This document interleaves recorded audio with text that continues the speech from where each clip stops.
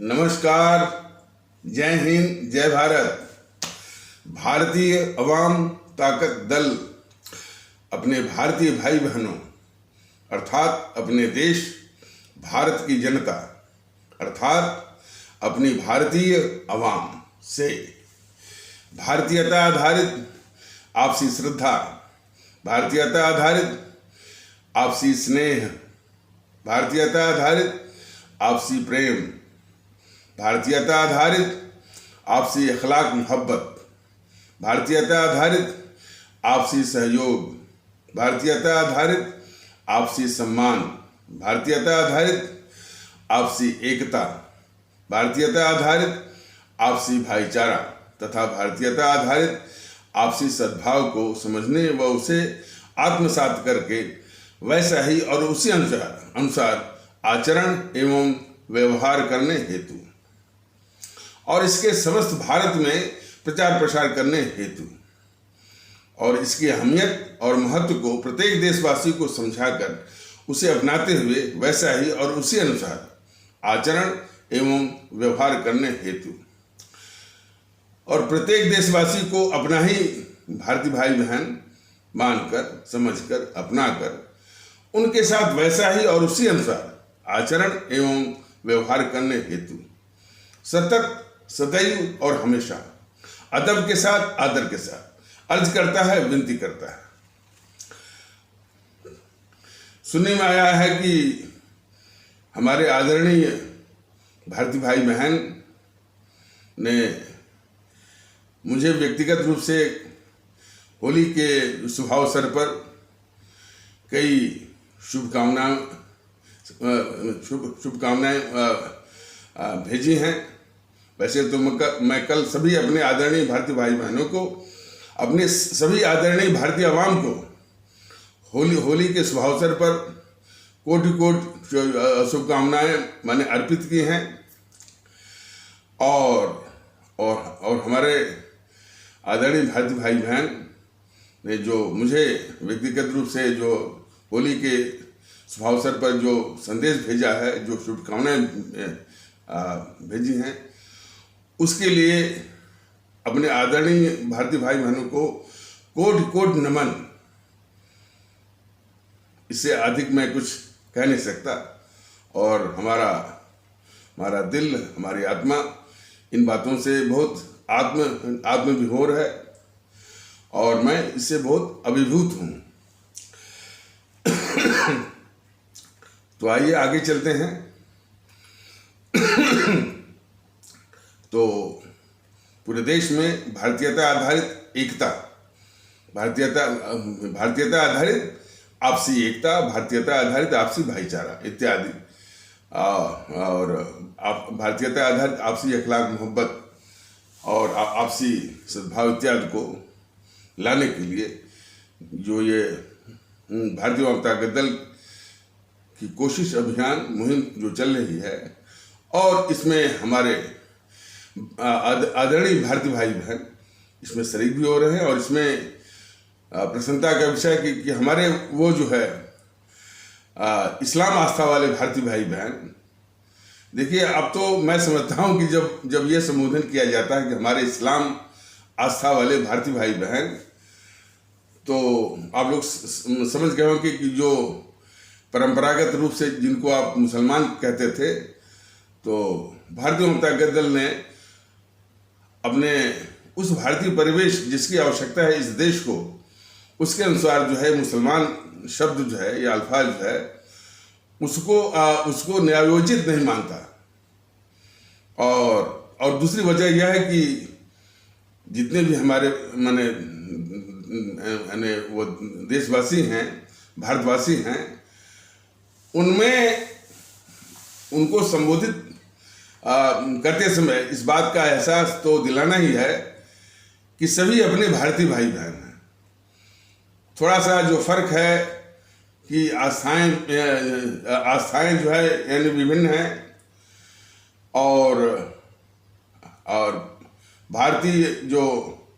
भाषाएं भी अलग अलग हैं, अलग अलग क्षेत्रों में रहते हैं, अलग अलग प्रांतों में रहते हैं, तो उनका भी ध्यान देते हुए भारतीय आवाम ताकत दल ने जो है उसी के हिसाब से, उसी के अनुसार जो है संबोधन बनाए हैं। तो विभिन्न आस्थाओं का अनुसरण करने वाले जो हमारे भारतीय भाई बहन हैं, तो उनको उसी अनुसार कि जैसे जिनको आप सभी परंपरागत रूप से हिंदू कहते थे, तो हिंदू कहना जो है उतना, जिस परिवेश की आवश्यकता है इस देश में, तो उस परिवेश के अनुसार जो है वो न्यायोचित नहीं था। तो इसलिए जो वो हिंदू के लिए भारतीय आवाम ताकत दल ने जिस संबोधन का इजाद किया है और जिसका वो इस्तेमाल करता है, वो है अपने हिंदू सनातन आस्था वाले भारतीय भाई बहन। इस प्रकार और आस्था वाले जो हमारे भारतीय भाई बहन हैं, उनके लिए भी हमारे इस्लाम आस्था वाले भारतीय भाई बहन, हमारे ईसाई आस्था वाले भारतीय भाई बहन, हमारे सिख आस्था वाले भारतीय भाई बहन, इस प्रकार अन्य आस्थाओं के जो का अनुसरण करने वाले, मानने वाले हैं। तो इन संबोधनों से क्या पैगाम है कि ये सभी अपने ही भारतीय भाई बहन हैं और उनकी अलग अलग आस्थाएं हैं और जो कि व्यक्तिगत हैं, और उन आस्थाओं का सभी भारतीय भाई बहनों को सम्मान करना है, चाहे वो उस आस्था को मानते हो या ना मानते हो। सभी आस्थाओं का सम्मान करना है, इसका संदेश यही है। और ये माना कि सभी अपने ही भारतीय भाई बहन हैं और अलग अलग आस्थाओं के मानने वाले हैं, और इसलिए सभी भारतीय भाई बहनों को सभी आस्थाओं का सम्मान करना है, चाहे उस आस्था को वो अनुसरण करते हो या ना करते हो। और उसी प्रकार हमारे विभिन्न जो भारतीय भाषाएं हैं, उन भाषाओं का इस्तेमाल करने वाले, यानी उन भाषाओं को बोलने वाले, उनके लिए भी इसी भारतीय परिवेश के अनुसार वो संबोधन बनाए गए हैं। जैसे कुछ हमारे भारतीय भाई बहन वो बांग्ला भाषा का इस्तेमाल करते हैं, तो उनके लिए संबोधन है हमारे बांग्ला भाषी भारतीय भाई बहन, यानी वो हमारी जो भारतीय भाषा है बांग्ला, उसका इस्तेमाल करते हैं, लेकिन उनकी जो असली पहचान है कि वो हमारे भारतीय भाई बहन। कोई हमारी जो भारतीय भाषा तमिल है, उसका इस्तेमाल करने वाले लोग हैं, तो हमारे तमिल भाषी भारतीय भाई बहन, हमारे यानी मलयालम भाषी भारतीय भाई बहन, हमारे गुजराती भाषा ने हमारे गुजराती भाषी भारतीय भाई बहन, हमारे उड़िया भाषी भारतीय भाई बहन। तो ये रहा अलग अलग हमारी जो भारतीय भाषाएं हैं, उनका इस्तेमाल करने वाले अपने भारतीय भाई बहनों के लिए संबोधन। इसके आगे जो चौथा है कि अलग अलग क्षेत्रों में अलग अलग वो प्रांतों में रहने वाले हमारे जो भारतीय भाई बहन हैं, उनके लिए भी संबोधन है।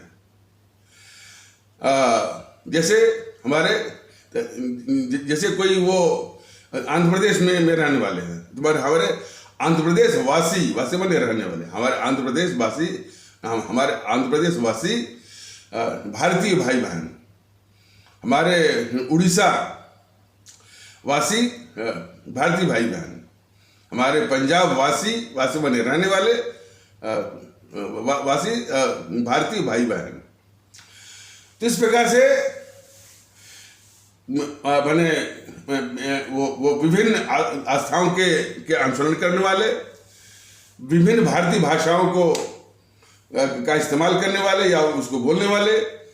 और हमारे विभिन्न प्रांतों में रहने वाले यानी उन भारतीय भाई बहनों के लिए ये जो है, जो उन भारतीय भाई बहनों के लिए ये न्यायोचित संबोधन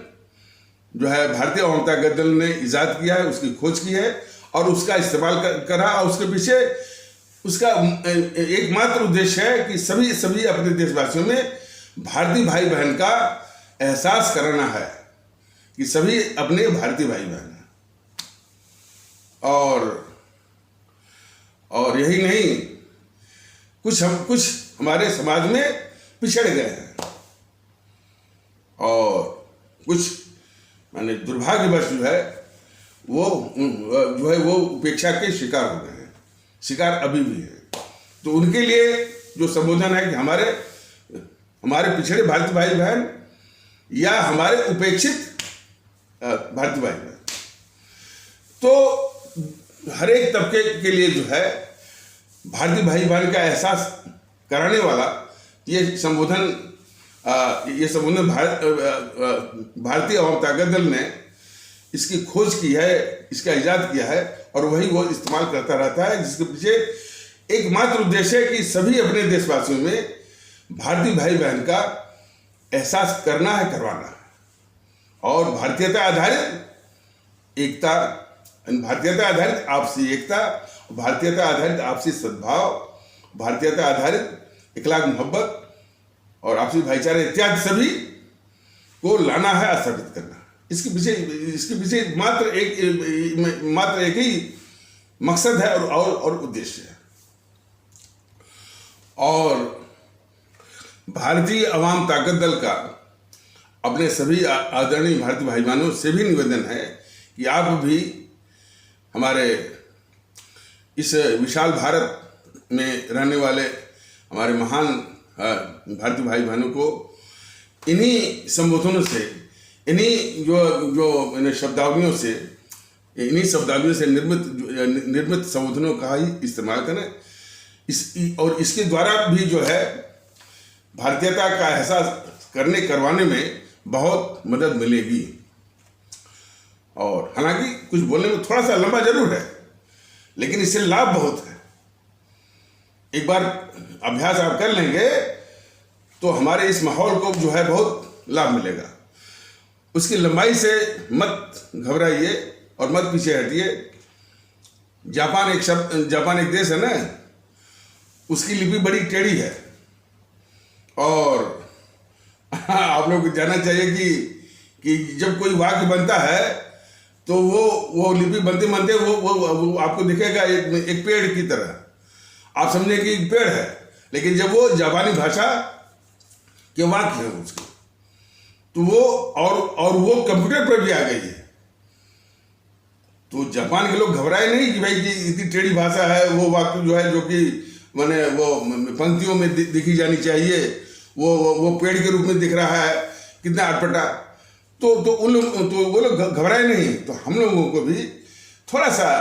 लंबा जरूर लगता है, लेकिन इससे लाभ अनेक हैं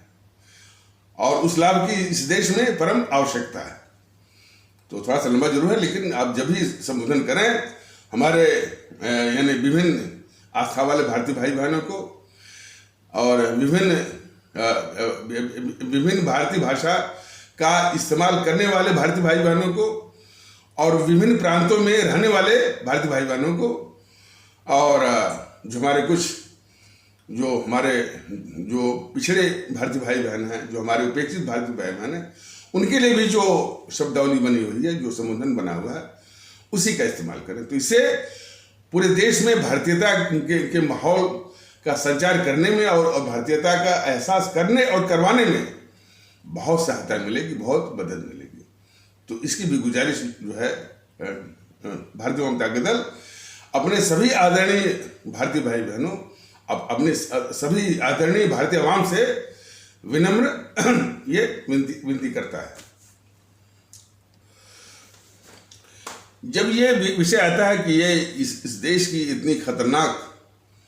तंजीम जो है, देश के लिए बहुत बहुत खतरनाक है, जीएनपीसी, गांधी नेहरू परिवार, चांडा चौकड़ी काकस, तो क्या और लोग क्या सामने नहीं आए? हाँ, सामने आए थे। ऐसी बात नहीं है। मुख्य रूप से हमारे जो अमर शहीद आए थे सब, भगत सिंह, चंद्रशेखर आज़ाद, अशफाकुल्ला और खुदीराम बोस, सुब्रमण्यम भारती और रानी लक्ष्मीबाई, रानी चंद्रिमा, रानी गढ़ली, इन लोगों ने तो अपना सर्वस्व, प्राण सहित सर्वस्व जो है भारत माता की वेदी पर कुर्बानी दी है, त्याग किया है। लेकिन इन्हीं ताकतों ने, जीएनपीसी के चाटुकार इतिहासकारों ने इस तरह के जितने भी हमारे महान राष्ट्रभक्त, क्रांतिकारी और अमर शहीद रहे, उनको पृष्ठभूमि में रखवा दिया। इसी जीएनपीसी ने अपने चाटुकार इतिहासकारों के द्वारा उनको महत्वहीन करने के लिए और जनता की आंखों से ओझल करने के लिए, यही जीएनपीसी, यही गांधी नेहरू परिवार चंडाल चौकड़ी कागज, ऐसी बात नहीं है। सुभाष चंद्र बोस भी आए, उन्होंने एक महान नारा भी दिया कि तुम मुझे खून दो, मैं तुम्हें आज़ादी दूंगा। बहुत ही प्रेरक था, लेकिन मानसिक कुंठा काफ़ी इतनी ग्रसित थी कि जितना लोगों को आना चाहिए सामने वो आया नहीं। तब भी यही जो है जीएनपीसी या कांग्रेसियों का ये कांग्रेसी जो है कि वह जो कांग्रेस की स्थापना हुई थी, जिस मकसद से और जिस मकसद से जो वो 1885 में जो इटावा का रिटायर्ड कलेक्टर एवं ह्यूम ने उसकी स्थापना की थी, तो वो अपने मकसद के अनुसार ही काम कर रही थी कांग्रेस। उसको तो जो जीएनपीसी के चाटुकार इतिहासकार गिरोह कहता है कि ये तो कांग्रेस पर एक तहमत या एलिगेशन या आरोप लगता था कि ये कांग्रेस अंग्रेजी सरकार की सेफ्टी वाल्व है, लेकिन सेफ्टी वाल्व को यदि कोई ध्यान से समझे तो शुद्ध रूप से वो अंग्रेजी सरकार की दलाल और उसकी मुखबिर, उसके लिए मुखबिर और उसकी चमचा थे। और ये तो जो जीएनपीसी के चाटुकार इतिहासकारों ने उसको बता दिया कि ये आज़ादी की लड़ाई लड़ रही थी, बिल्कुल झूठ, कोरा झूठ।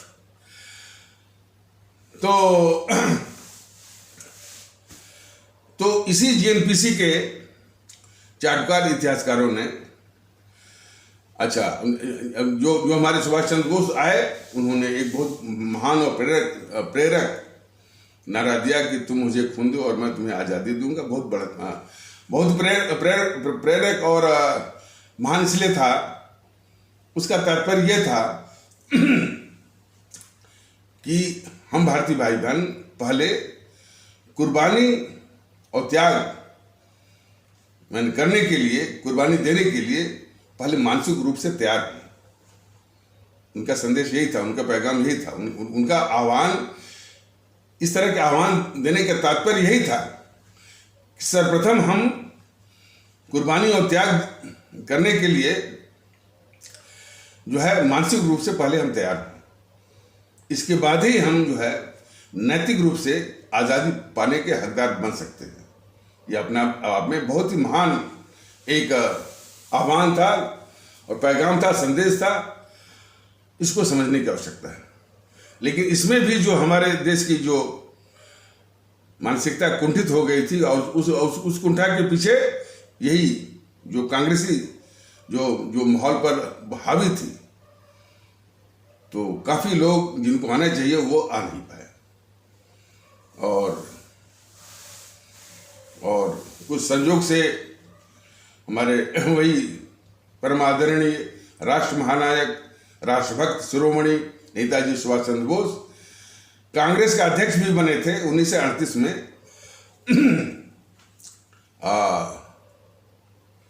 त्रिपुरी,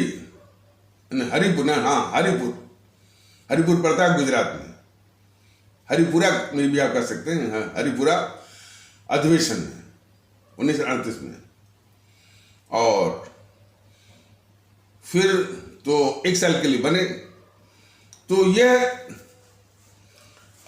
उस कांग्रेस को इस माहौल में इस कांग्रेस का उन्होंने 1 साल के लिए इस माहौल में उन्होंने नेतृत्व किया कि वही तुम मुझे खून दो और मैं तुमको आज़ादी दूंगा, मतलब कुर्बानी शहादत। और किस कांग्रेस को? जो कि अंग्रेजों ने ह्यूम के द्वारा अंग्रेजी सरकार की मुखबिरी, दलाली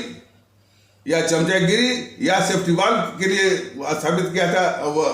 बनवा था 1885 में। उस कांग्रेस को इस भावना में ढालने की कोशिश कर रहे थे हमारे परम आदरणीय राष्ट्र महानायक, राष्ट्रभक्त शिरोमणि नेताजी सुभाष चंद्र बोस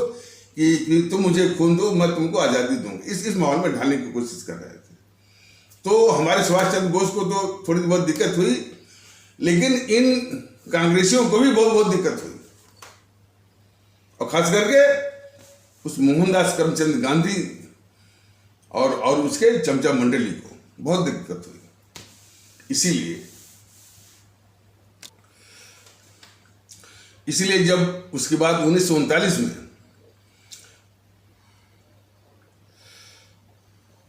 त्रिपुरी अधिवेशन में कांग्रेस के अध्यक्ष का चुनाव का वक्त आया, तो गांधी की जो चमचा मंडली वो जान गई थी कि इस बार भी यदि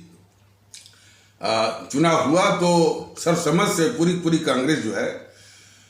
है वो सुभाष चंद्र बोस को ही चुनेगी। तो पहले से ये गांधी की जो चमचा मंडली थी, पहले से ही वो क्लेमर करना शुरू कर दिया, हल्ला करना शुरू कर दिया कि इस बार चुनाव जो है सर्वसम्मत से नहीं होगा, इस बार चुनाव का वो प्रतिस्पर्धा होगी, यानी कंटेस्ट होगा, चुनाव होगा, तो वोट के द्वारा। तो इस गांधी की जो चमचा मंडली ने सुभाष चंद्र बोस के आगे एक अपना कैंडिडेट सीताभी रमैया, पट्टाभी रमैया को खड़ा किया, और सुभाष चंद्र बोस इस घोर गद्दार मोहनदास करमचंद गांधी के आगे झुके नहीं, और वो खड़े हो गए, और फिर चुनाव हुआ। ये गद्दार मोहनदास करमचंद गांधी सुभाष चंद्र बोस को हराने के लिए अपनी राजनीतिक प्रतिष्ठा भी दांव पर इसने लगा दी। घूम कर इसने प्रचार किया कि सीताभी रमैया, पट्टाभी रमैया की हार मेरी व्यक्तिगत हार है। इस तरह का इसने प्रचार किया हमारे सुभाष चंद्र बोस के खिलाफ। तब भी हमारे सुभाष चंद्र बोस ने उस गांधी और गांधी के चमचा मंडली के द्वारा खड़ा किए गए उम्मीदवार सीताभी रमैया, पट्टाभी रमैया को शिकस्त दिया, उसको हराया, और गांधी की जो है उस साजिश को नाकाम किया जिसके द्वारा वो हमारे सुभाष चंद्र बोस को अध्यक्ष बनने से वो रोक रहे थे। तो ये होता आयरन मैन। आयरन मैन वो नहीं होता कि जो कि सन 1947 में ये साजिश करके वो नेहरू को, ये गद्दार मोहनदास करमचंद गांधी देश के ऊपर थोप रहा था, और सरदार पटेल जो है उस गद्दार मोहनदास करमचंद गांधी की साजिश के आगे झुक गए, और देश ने क्या क्या नहीं सहा और अब तक सह रहा है, बर्दाश्त कर रहा है, उस कष्ट को झेल रहा है। तो सरदार पटेल को किसी हालत में जो है वो आयरन मैन नहीं कहा जा सकता, जो कि उस गद्दार मोहनदास करमचंद गांधी की साजिश के आगे झुक गए, बल्कि उनसे लाख दर्जे वो आयरन मैन शिप की मैंने वो हिम्मत और वो ताकत जो है हमारे सुभाष चंद्र बोस ने दिखाई, जब वो चाहता था ये गद्दार मोहनदास करमचंद गांधी कि सुभाष बाबू जो है वो कांग्रेस अध्यक्ष न बने, और क्या क्या उसने साजिशें नहीं की, तो उसके साजिश के आगे ये झुके नहीं। तो और इसके बाद वो जो जीतने के बाद भी मोहनदास करमचंद गांधी अपनी साजिश रोका नहीं, और वो जब वो कांग्रेस अध्यक्ष बनने के बाद जब कार्य समिति का गठन करना हुआ, तो इस गद्दार मोहनदास करमचंद गांधी ने अपने अपने अपने एक चमचे गोविंद वल्लभ पंत के द्वारा एक लंबी सूची के साथ गोविंद वल्लभ पंत को भेजा, और गोविंद वल्लभ पंत ने सुभाष बाबू को कहा कि ये बापूजी की इच्छा है कि आपकी कार्य समिति जिसका आप गठन करने वाले हैं उनमें ये सदस्य लिए जाएं। सुभाष चंद्र बोस ने देखा कि जो इसकी साजिश से जो जो जो जो जो इसका घमंड था कि वो जो है उसका वो अपने कैंडिडेट को जितवा देगा, तो उसके इस घमंड को चूर करने के बाद अब जब ये माने कांग्रेस का जो है वो संचालन करना है, और कांग्रेस का वो 1 साल पहले संचालन कर चुके थे, तो उनको भी दिक्कत हुई थी, और चूंकि वो कांग्रेस तो बनी थी अंग्रेजी सरकार की मुखबिरी और दलाली और चमचागिरी के लिए या सेफ्टीवाल के लिए, और हमारे सुभाष चंद्र बोस उसको ढालना चाह रहे थे कि तुम मुझे खून दो और मैं तुम्हें आज़ादी दूंगा इस वातावरण में। तो काफ़ी संघर्ष रहा दोनों के बीच में। तो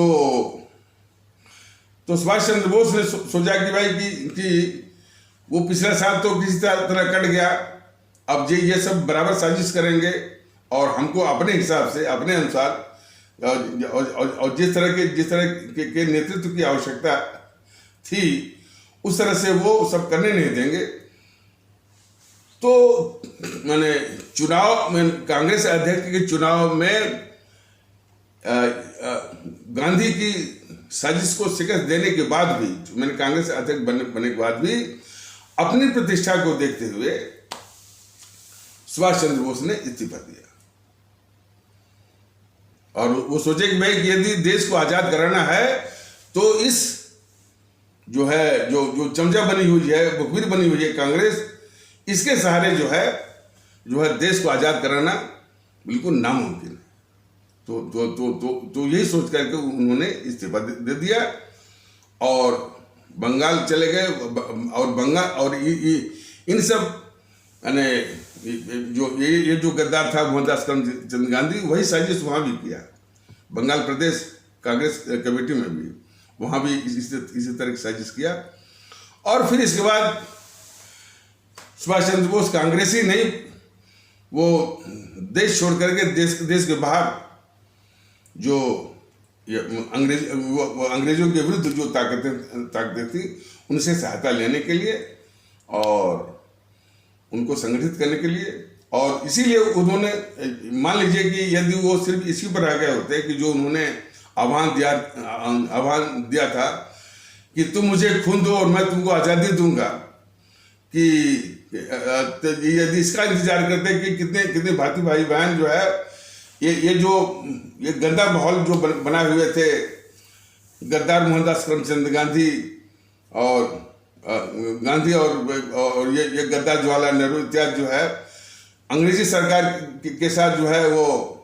मुखबिरी का, दलाली का, चमचागिरी का, तो जो माहौल बनाए हुए थे और जो हमारे जो भारतीय मानसिकता इसी में जो है वो जकड़ी हुई थी, तो इनमें से कितने लोग जो है वो बाहर निकल करके और उनके आह्वान के अनुसार जो है वो खरा उतरते कि तुम मुझे खून दो और मैं तुमको आज़ादी दूंगा। तो ये मसला अपने आप में बहुत वो जो है संदेहास्पद था। तो इन्हीं सब बातों को भाप करके वो यानी अंग्रेज विरोधी ताकतों को से साथ और अंग्रेज विरोधी और अंग्रेजों का शत्रु नंबर 1 था वो जर्मनी और जापान थे। तो उनसे सहायता लेने के लिए, और उस सहायता में क्या था कि जो द्वितीय विश्व युद्ध में जो हमारे भारतीय सैनिक जो है युद्धबंदी हो गए थे, तो उन्हीं जर्मनी और जापान के शासकों से मिल करके उनको छुड़वाया, उनके कैद से छुड़वा करके उन्हीं के द्वारा जो है आजाद हिंद फौज या इंडियन नेशनल आर्मी INA का गठन किया। हालांकि कि कुछ गठन इसके पहले जो है वो रास बिहारी बोस वो कर चुके थे, लेकिन व्यापक रूप में जो हमारे परम आदरणीय तो हमारे परम आदरणीय राष्ट्र महानायक राष्ट्रभक्त शिरोमणि नेताजी सुभाष चंद्र बोस जो है जो द्वितीय विश्व युद्ध के जो युद्धबंदी थे, मैंने खास करके जर्मनी की कैद में और जापान की कैद में उनसे छुड़ा करके उसका एक व्यापक करीब जो है 60,000 सैनिकों का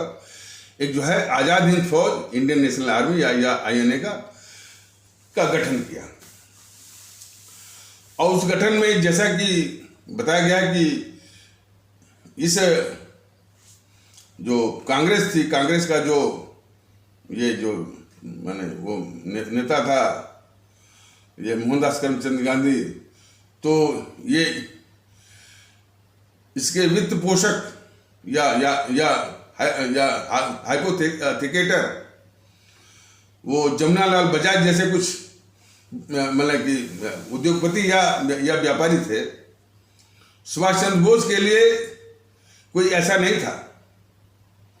लेकिन फिर भी हमारे देश के लोग जो है मैंने अपने देश के लिए और देश की आज़ादी के लिए कुर्बानी देने वाले थे। और उन्हीं कुर्बानी देने वालों में व्यापारी, गुजरात के व्यापारी जो है मेमन अब्दुल हबीब यूसुफ मरफानी, जिनका व्यापार चल रहा था रंगून में, और उन्होंने पूरा अपने व्यापार को बेच करके या ख़त्म करके 1 करोड़ रुपया उन्होंने हमारे नेताजी सुभाष चंद्र बोस को दिया। आप सभी लोग अंदाज कर सकते हैं कि उस समय का 1941 का 1 करोड़ रुपया आज कितना हो सकता है, हजारों करोड़ से ज़्यादा। और उस मेमन अब्दुल हबीब यूसुफ मरफानी ने सिर्फ अपना खास करके जब अपना व्यापार को नष्ट करके जो कि वही उनकी जीविका थी, जब 1 करोड़ रुपया हमारे नेताजी सुभाष चंद्र बोस के चरणों में रख दिया, तो हमारे नेताजी ने मरफानी जी से सवाल किया कि आप ये क्या कर रहे हैं, अभी आपका जीवन है, अभी आपका व्यापार है, परिवार है। उन्होंने बड़ी बेबाकी से और देशभक्ति की भावना से भरे हुए, देशभक्ति की भावना की जज्बे से भरे हुए उन्होंने जवाब दिया नेताजी सुभाष चंद्र बोस को कि नेताजी, अब हमको इस व्यापार की क्या जरूरत है, हम भी आपकी आजाद हिंद फौज में शामिल होते हैं एक सिपाही के रूप में। ये सुन करके हमारे नेताजी सुभाष चंद्र बोस का दिल भर आया, उनकी छाती चौड़ी हो गई, और उन्होंने पहला खिताब सेवके हिंद वो मरफानी जी को दिया। आज देश को इस तरह की घटनाओं की जानकारी की सख्त आवश्यकता है। इस देश को कि मरफानी जी ने मेमन अब्दुल हबीब यूसुफ मरफानी, अब देखिए इनका भी नाम बड़ा यानी कुछ लंबा है, लेकिन ये नाम बार बार आप लेंगे आपका भी मन जो है देशभक्ति से भर जाएगा। तो लंबा नाम होने से मत घबराइए, उन नामों को याद करिए, अपने दिल में बिठाइए, आदर और सम्मान दीजिए। तो यदि सुभाष चंद्र बोस की कहानी माने घर घर पढ़ाई जाती, स्कूलों में पढ़ाई जाती, पाठ्य पुस्तकों में के जरिए उनको पढ़ाया जाता, तो हमारे इतने बड़े देशभक्त राष्ट्रभक्त मेमन अब्दुल हबीब यूसुफ मरफानी का भी नाम आता। और उनमें जो भर्ती अधिकारी थे, यानी भर्ती कराने के लिए वो थे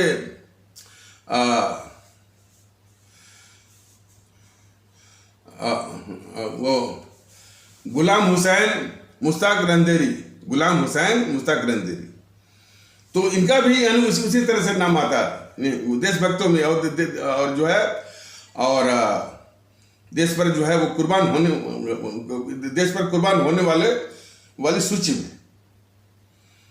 तो जब यह आता तो इन पर भी देश नाच करता, और देश में वही हमारे हिंदू सनातन आस्था वाले भारतीय भाई बहन और हमारे इस्लाम आस्था वाले भारतीय भाई बहन, या जिसको आप जो है वो हिंदू मुस्लिम कहते चले आ रहे हैं, के बीच में एकता और भाईचारे का वो पैगाम जाता, संदेश जाता, इसका माहौल बनता। लेकिन ये जेएनपीसी वाले देश के गद्दार जो है वो जो है सुभाष चंद्र बोस की इस कहानी को, उसको जो है पृष्ठभूमि में वो रख पाए हुए हैं। लेकिन भारतीय जनता दल वो ला रहा है। और सिर्फ ये बदमाशी जो है जेएनपीसी की नहीं है। जब से ये मोदी महोदय आए हैं, ये सिर्फ जो है देश में क्रांतिकारियों या जो हमारे राष्ट्रभक्तों या जो भी आज़ादी की लड़ाई लड़े, उनके संदर्भ में सिर्फ दो ही नाम लाते हैं ये, एक तो गोडसे का और एक जो है वीर सावरकर का। तो इन नामों के लाने का भी मकसद जो है बीजेपी का बहुत ही खतरनाक किस्म का है। तो ऐसा कहने का मतलब नहीं है कि जो है भारतीय जनता दल जो है वीर सावरकर या गोडसे पर कोई उसी प्रकार संदेह करता है जिस प्रकार के जेएनपीसी जो है गोडसे के नाम पर और जो है सावरकर के नाम पर करती है, वो बिल्कुल नहीं। भारतीय जनता दल की नजरों में सावरकर जी भी जो है एक महान क्रांतिकारी थे, और किन परिस्थितियों में उन्होंने अंग्रेजों से माफी मांगी या नहीं मांगी, इस जो है इस विषय में न पढ़ते हुए मानता है कि बिल्कुल जो है बहुत ही आदरणीय जो है क्रांतिकारी देशभक्त थे। और विशेषकर दो बातें कि उनके जो है 36 वर्ष के जो है कारावास के दौरान जो है उन्होंने अंडमान निकोबार की जो कठोर कारावास की जो यातनाएं हैं वो सहे थे। ये जो आरोप लगाते हैं इनके ऊपर, वो ये कांग्रेसी चमचे जो कांग्रेसी या जेएनपीसी वाले ये माफीनामा दिए थे। भारतीय जनता दल उनसे पूछना चाहता है कि उनमें से कितने ने, उनमें से ये नेहरू है, गांधी है, ये अंडमान निकोबार की हत्या कोई सहा है। लेकिन ये तो चमचागिरी करते रहे अंग्रेजों की, और उल्टे जो है ये आरोप लगाते हैं सावरकर पर कि इन्होंने माफीनामा दिया, ये दिया वो दिया। लेकिन कायर तो बीजेपी है ना, कायर तो आरएसएस वाले हैं ना, जो कि इस तरह के साजिश का जो है वो माकूल जवाब देने के बजाय ये दोनों जो है उसी जेएनपीसी के हर तरह से जिससे उसका बचाव करते हैं, रक्षा करते हैं। यही तो गद्दारी है बीजेपी की। कितनी खतरनाक जेएनपीसी का ये हर तरह से बचाव करते हैं सर, और अपने मीडिया के द्वारा भी बचाव करवाते हैं। ये प्रकरण जब भी आता मन जो है वो पूरा जो है वो मान टॉर्मेंट हो जाता है। तो और सावरकर जी की एक विशेषता और थी कि 1857 की क्रांति पर वो पहले लेखक थे, और उनकी पुस्तक थी फर्स्ट वार ऑफ इंडिपेंडेंस 1857 नाम की किताब भी लिखे हैं। बाकी तो जेएनपीसी के चाटुकार जो इतिहासकार हैं वो 1857 की क्रांति को महत्वहीन कहते हैं, उसके अहमियत को कम करते हैं सब। लेकिन 1857 की जो हमारी प्रथम आज़ादी की क्रांति थी, और जिसमें हमारे हिंदू मुस्लिम एकता या हमारे हिंदू सनातन आस्था वाले भारतीय भाई बहनों और हमारे इस्लाम आस्था वाले भारतीय भाई बहनों के बीच में जो एकता थी, वो जो उसकी पराकाष्ठा थी, वो एक मिसाल थी। तो उसको ये जेएनपीसी के चाटुकार इतिहासकार जो है उसको महत्वहीन करते हैं। लेकिन उसको उपयुक्त महत्व देते हुए वीर सावरकर ने किताब लिखी फर्स्ट वार ऑफ इंडिपेंडेंस 1857। तो ये खूबियां तो हैं। तो भारतीय जनता दल उसी रूप में उनका सम्मान करता है। और गोडसे अब गोडसे पर भारतीय जनता दल का कुछ विशेष कहना नहीं है, लेकिन इतना जरूर भारतीय जनता दल कहता है कि उस गद्दार मोहनदास करमचंद गांधी की हत्या में ये गद्दार जवाहरलाल नेहरू बिल्कुल शामिल था, और उसके इस अपराध में वो नेहरू को बचाने के लिए जो आरएसएस ने जो गोडसे जी का जो को मोहरा बनाया, यह जो मोहरा बनाया यह भारतीय जनता दल को मंजूर नहीं है। जो सिर्फ नेहरू को बचाने के लिए आरएसएस ने गोडसे को भेजा और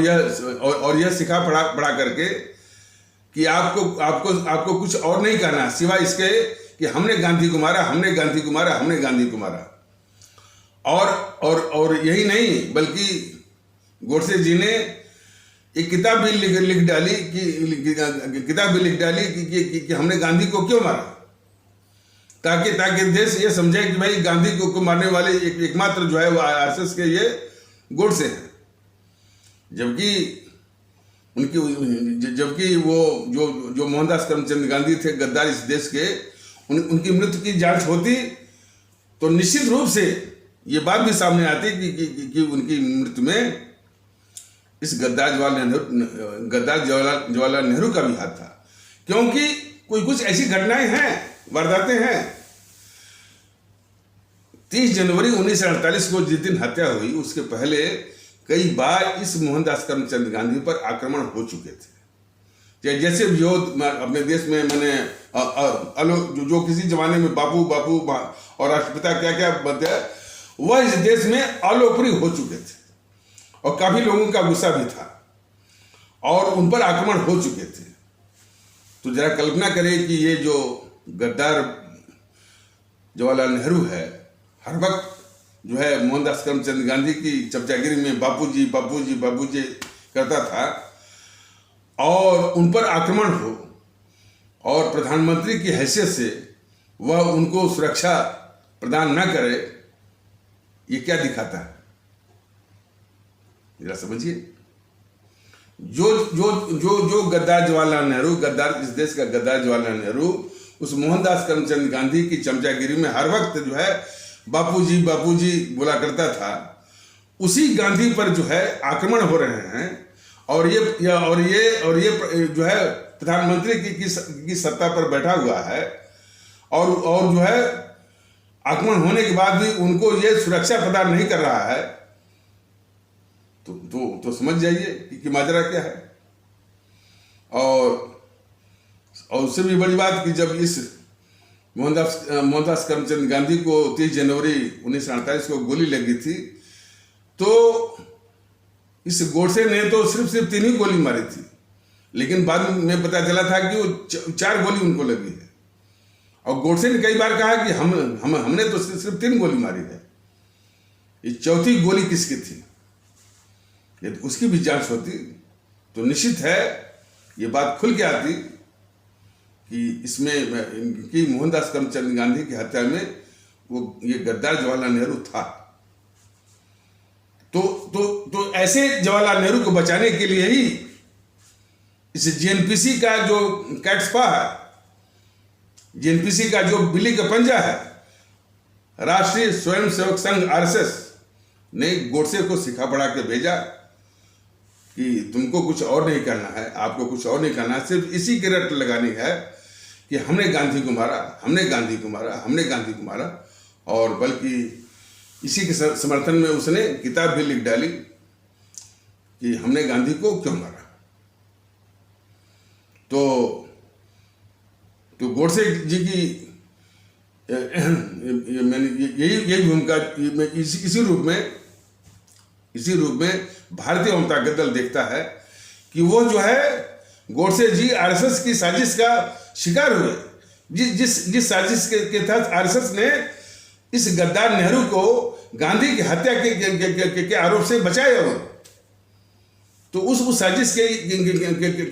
ये शिकार हो गए। तो जो भी हो भारतीय अवाम ताकत दल, वीर सावरकर हों, वो देशभक्त थे और उन्होंने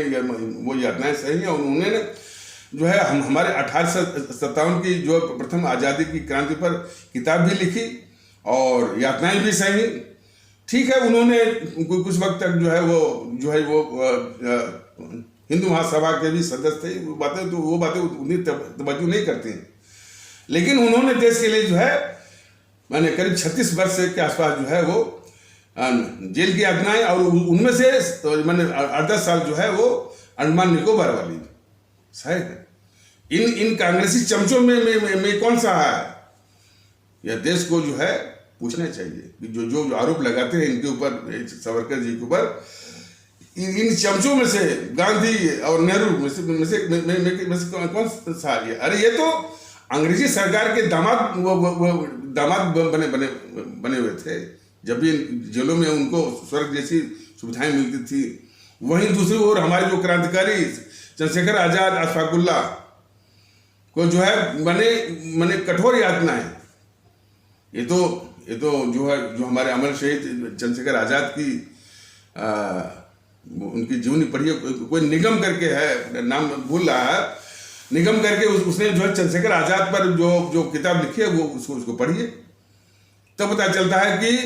ये सब जेल में भी बंद होते थे। चाहे गद्दार मोहनदास करमचंद गांधी हो, चाहे गद्दार जवाहरलाल नेहरू, इनको स्वर्ग जैसी वो सुविधाएं मिलती थी। वहीं पर हमारे जो ये क्रांतिकारी हैं, चंद्रशेखर आजाद हैं, अशफाकुल्ला हैं, इनको जो है कठोर यातनाओं के साथ जो है जेल में रखा जाता था। तो ये सारी बातें हमारे देश के लोगों को जानी चाहिए, लेकिन ये सारी बातों को सब दबा करके रखे हैं सिर्फ देश में गांधी नेहरू कौन, जो देश के सबसे बड़े अभिशाप और कलंक हैं, राष्ट्रपिता, और देश का चाचा, पता नहीं क्या क्या क्या। और आज भी ये गद्दार जो है ये पुष्पवंत कुलशेष, उसको क्या बोलता है? इस गद्दार जवाहरलाल नेहरू को कहता है visionary prime minister.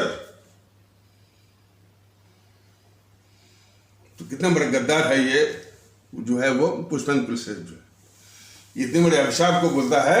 Visionary prime minister. तो ऐसी बात नहीं है कि हमारे देश में उस दौरान हमारी विभूतियां आई हैं। तो सुभाष चंद्र बोस आए, और इसके बाद जब आज़ाद हिंद फौज उनकी अंग्रेजी सेना को परास्त करते हुए जब रंगून से कोहिमा तक आ गई थी, तो यही इंग्लैंड और अमेरिका जो है वो टेलीग्राम के जरिए, वो टेलीग्राम आ रहे थे, दोनों को आ रहे थे, इन दोनों गद्दारों को, माने मोहनदास करमचंद गांधी को और जवाहरलाल नेहरू को भी। और उसमें यही उन टेलीग्रामों में बस यही था कि इस सुभाष चंद्र बोस को भारत की धरती पर आने से या आगे बढ़ने से किसी तरह से रोको। और उसमें चेतावनी भी थी, मतलब जिसमें हमारे जो है परम आदरणीय राष्ट्र महानायक, राष्ट्रभक्त शिरोमणि नेताजी सुभाष चंद्र बोस की कि आजाद हिंद फौज आईएनए जो है अंग्रेजी सेना को परास्त करते हुए वहां से रंगून से कोहिमा क्या है, इसमें नागालैंड की राजधानी है, तक आ गए थे। तो ये सब वो भयभीत हो गए थे अमेरिका और इंग्लैंड कि यदि देश में यदि शासन हमारे सुभाष चंद्र बोस का हो गया, तब जो है जो इस देश को फिर मानसिक रूप से जो गुलाम बनाना है, एक कॉलोनी वो बना देना। एक जेएनपीसी ने क्या किया? जेएनपीसी ने फिर अंग्रेजों की एक कॉलोनी बना दिया इसमें। ये बहुत माने देश का जो नुकसान तो क्या ही किया है। तो इन मतलब अमेरिका और इंग्लैंड को लगने लगा कि यदि सुभाष चंद्र बोस के अधिकार में यदि भारत आ गया तो उनकी जो भारत विरोधी जो चाल है, जो षड्यंत्र है इवन इन भारत विरोधी अंतर्राष्ट्रीय ताकतों का, वो चल नहीं पाएगा। तो उनकी छाती फूलने लगी और वो इस तरह का टेलीग्राम जो है देने लगे इन दोनों गद्दारों को, गद्दार जो है वो जवाहरलाल नेहरू, गद्दार मोहनदास करमचंद गांधी को। और उन टेलीग्रामों में बस यही लिखा था कि इस सुभाष चंद्र बोस को भारत की धरती पर आने या आगे बढ़ने से किसी तरह से रोको, वरना इस नेहरू की क्या विसात है, गांधी का भी राजनीतिक जीवन या राजनीतिक भविष्य पर ग्रहण लग जाएगा। इस तरह की चेतावनी भी थी। और ये दोनों जो है भारत विरोधी गतिविधियों में अपने हिसाब से लग गए। मोहनदास करमचंद गांधी ने क्या किया कि उसमें ऑल इंडिया रेडियो थी। ऑल इंडिया रेडियो पर अपने देशवासियों को और हमारे वो भारतीय जो कि अंग्रेजी सेना में भर्ती थे, इन दोनों को अपने भारतीय भाई बहनों को भी और हमारे वो भारतीय भाई जो कि अंग्रेजी सेना में भर्ती थे उनको भी ये आह्वान किया इस गद्दार मोहनदास करमचंद गांधी ने आजाद हिंद फौज के खिलाफ लड़ने के लिए। और कौन आजाद हिंद फौज? जो इस देश को आजाद कराने के लिए अंग्रेजी सेना से लड़ रही थी और उस अंग्रेजी सेना को परास्त करते हुए रंगून से कोहिमा गए थे। तो जरा हमारे आदरणीय भारतीय भाई बहन फिर से सुने कि ये गद्दार Mohandas Karamchand Gandhi all India radio के जरिए हमारे भारतीय भाई बहनों और हमारे वो भारतीय भाई जो कि अंग्रेजी सेना में भर्ती थे उनको आजाद हिंद फौज के खिलाफ लड़ने के लिए जो है इसने आह्वान किया। और कौन आजाद हिंद फौज? जो कि इस देश को आजाद कराने के लिए अंग्रेजी सेना को परास्त करते हुए, हराते हुए रंगून से कोहिमा आ गई थी। तो इतना बड़ा गद्दार था ये मोहनदास करमचंद गांधी। और उधर जो है ये गद्दार जवाहरलाल नेहरू इनको हमारे नेताजी सुभाष चंद्र बोस को पकड़वाता है। और कैसे पकड़वाता है कि जब ये जापान में जो है वो नागासाकी में और हिरोशिमा में अमेरिका ने परमाणु बम गिरा दिया, तो जापान जो है घुटनों पे आ गया। जापान ने जो है ने सरेंडर कर दिया, आत्मसमर्पण कर दिया। और उधर वो जर्मनी का जो शासक था हिटलर, उसने जो है गोली मार करके उसने आत्महत्या कर ली। तो जब ये दोनों डाउन हो गए तो सुभाष चंद्र बोस जो है विकल्प के रूप में वो रूस से मिलने के लिए मंगोलिया के रास्ते से जा रहे थे। और ये खबर जो है अमेरिकी खुफिया एजेंसी को लग गई थी और उसने व्यंग्यात्मक रूप में इसको सूचना दिया। अमेरिकी खुफिया एजेंसी ने इस गद्दार जवाहरलाल नेहरू को खबर दिया कि अरे भाई, तुम्हारा दोस्त जो है वो रूस के आसपास वो टहल रहा है। तब ये जो गद्दार जवाहरलाल नेहरू हमारे परम आदरणीय राष्ट्र महानायक, राष्ट्रभक्त शिरोमणि नेताजी सुभाष चंद्र बोस को रूस में जो साइबेरिया के घने जंगलों में बने हुए जो बीहड़ जेल हैं उन्हीं में से किसी में एक में बंद करा करके निर्मम यातनाओं के साथ हमारे परम आदरणीय राष्ट्र महानायक, राष्ट्रभक्त शिरोमणि नेताजी सुभाष चंद्र बोस, जिनका कि यह देश इंतजार कर रहा था कि कहां पर हैं, निर्मम यातनाओं के साथ उनकी हत्या करवा दी। ये जो है बहुत बड़ी साजिश है। और उसी साजिश की ओर किसी का भी ध्यान न जाए, इसने एक झूठी कहानी बनवाई कि नेताजी की मृत्यु जो है वो एक मृत्यु उनकी एक विमान दुर्घटना में हुई है। ये जो है वो हवाई जहाज की दुर्घटना में हुई है, वो ताइवान के पास। तो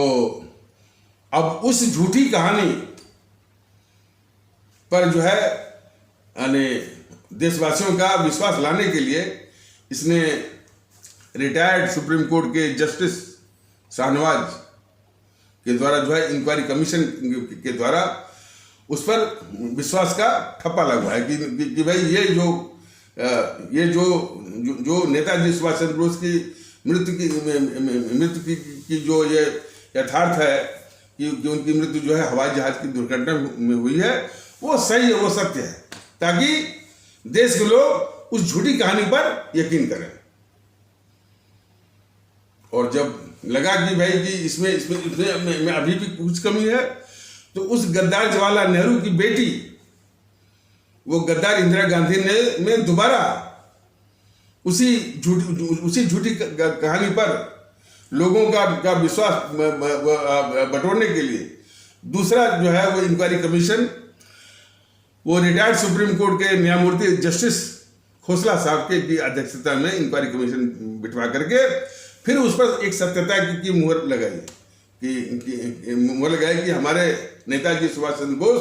की मृत्यु जो है वो हवाई जहाज दुर्घटना में हुई थी, ये बात सत्य है।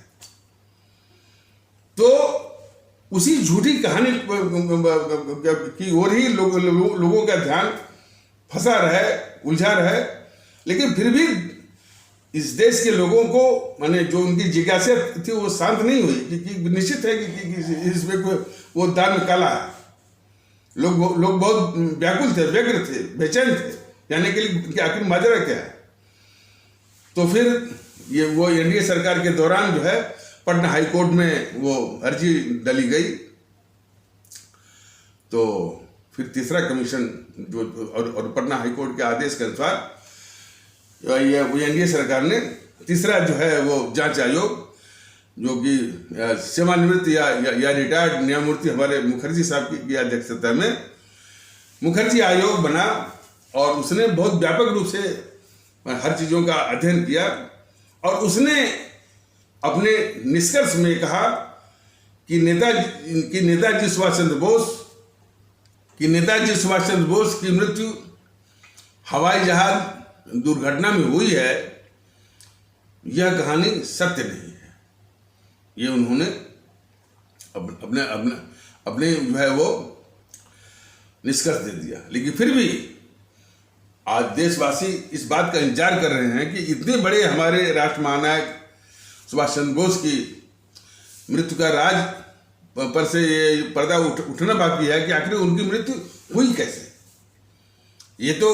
जो अभी मैंने बताया था कि इसने साजिश करके वो यानी रूस के जंगलों में या उसके जेलों में वो निर्मम यातना देकर किसने मरवाया, यह तो किसी स्रोत के अनुसार है। लेकिन आधिकारिक रूप से सरकार के द्वारा अब तक कोई प्रयास नहीं है कि जो कि ये कह सके देशवासियों से देश के सामने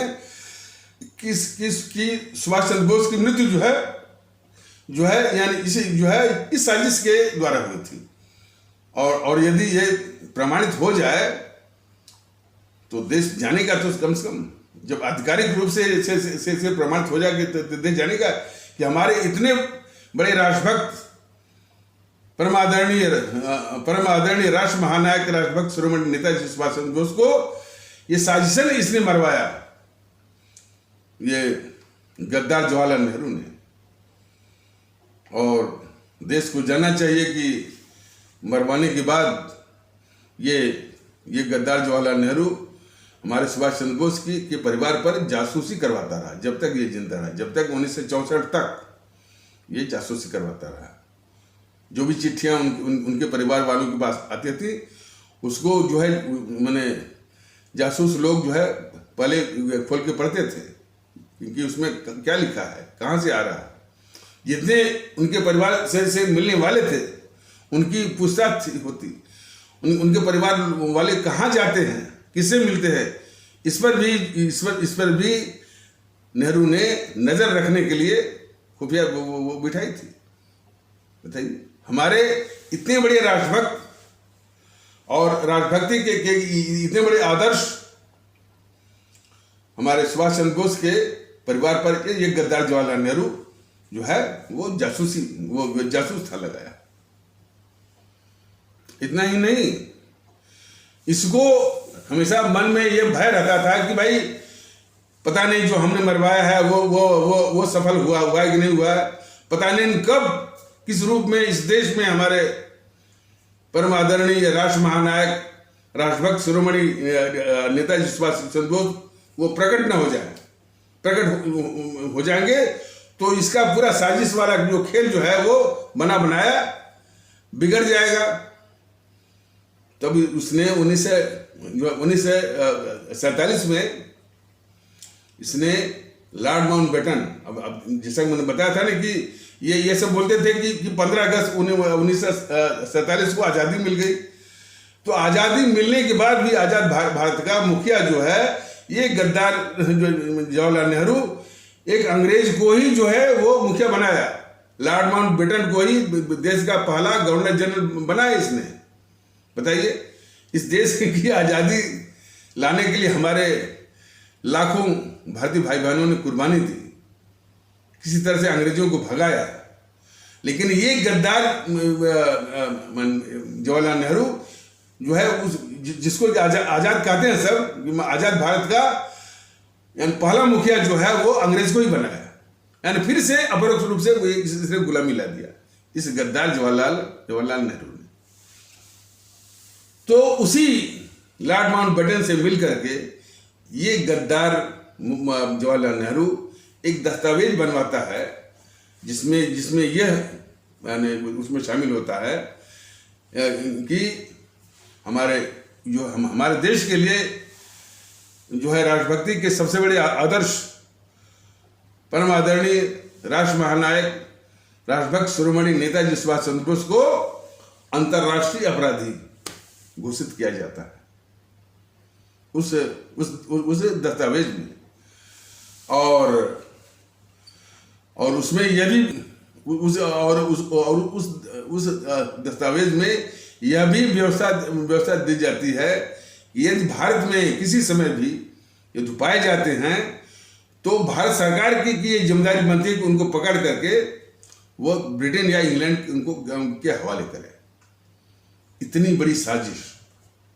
ये गद्दार जवाहरलाल नेहरू ने किया है हमारे सुभाष चंद्र बोस के खिलाफ। तो हमारे देश के लोग जाने तो ऐसी बात नहीं कि हमारे देश में विभूतियां हुई हैं, लेकिन इसी देश की सबसे बड़ी दुश्मन, सबसे बड़ी अभिशाप जेएनपीसी का शिकार हुए हैं। तो जैसा कि बताया जा रहा था कि जो तीसरा इंक्वायरी कमीशन मुखर्जी कमीशन ने बताया कि ये जो कहानी है कि नेताजी जी सुभाष चंद्र बोस की मृत्यु जो है हवाई जहाज दुर्घटना में हुई है, ये कहानी सत्य नहीं है, झूठी है। लेकिन जब तक ये रिपोर्ट ये बनाए तब तक जो है वाजपेयी सरकार जो है जा चुकी थी और सोनिया मनमोहन वाली जो यूपीए सरकार जो है 2004 में आ चुकी थी। तो ये रिपोर्ट जो है उसी के हवाले हुई, जो कि सुभाष चंद्र बोस को मरवाने में जिसका नेहरू शामिल था और जिन्होंने एक झूठी कहानी बनाई थी, उन्हीं को बेनकाब करने वाली वो रिपोर्ट थी। तो उस रिपोर्ट को लेकर बैठ गए और संसद में घोषणा कर दिया कि सरकार ने उस रिपोर्ट को जो है खारिज कर दिया है। और एक संसद के प्रश्नोत्तर में कि भाई आखिर उस रिपोर्ट को खारिज क्यों किया, तो उसमें जो है विदेश राज्य मंत्री था अशोक चौहान, का नाम सुने होंगे, वो कभी जो है महाराष्ट्र का मुख्यमंत्री भी बना था। तो उसमें वो इस देश का विदेश राज्य मंत्री और विदेश मंत्री इन्हीं का दिन था, जो मनमोहन महोदय हैं, प्रधानमंत्री भी थे और विदेश मंत्री भी थे। तो इन्हीं की दस्तखत से वो जो है प्रश्नोत्तर में वो अशोक चौहान ने उस रिपोर्ट को खारिज करने की जो दलील दी थी उसको जैसा आप लोग ध्यान से सुनिए। उसने जवाब दिया कि इस रिपोर्ट को खारिज, जो यानी मुखर्जी कमीशन के रिपोर्ट को, जो मुखर्जी कमीशन जो कहती थी कि हवाई जहाज दुर्घटना में नेताजी सुभाष चंद्र बोस की जो मृत्यु हुई है वो कहानी सत्य नहीं है, या दूसरे शब्दों में कि इनकी साजिश इन्हीं जेएनपीसी वालों के, इसी नेहरू के